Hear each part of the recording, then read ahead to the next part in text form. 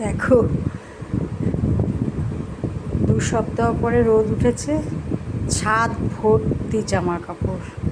1 ঘন্টা লাগলো খালি ভাঁজ করতে। দেখো কত জামা কাপড় ভাঁজ করেছি। এটা যে কত বড় একটা কাজ না, বসে বসে ধীরে ধীরে ভাঁজ করা। দেখো দেখো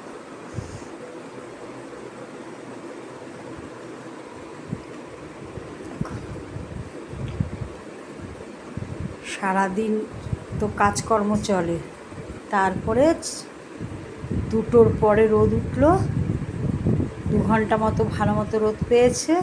সমস্ত জামা কাপড় মেলানো ছিল, কিছু রোদ না পেয়ে সব জামা কাপড়গুলো একটা সোদা সোদা গন্ধ। ওইভাবে রোদে না দিয়ে কখনো ঘরে তোলা যায় না, সেই তুলেই ভাঁজ করেছি। দেখো কি বলবো, আর ভিডিও করা সব বন্ধ হয়ে গেছে বৃষ্টির জন্য। কাজকর্ম করতে করতে শেষ। সবাই ভালো আছে তো?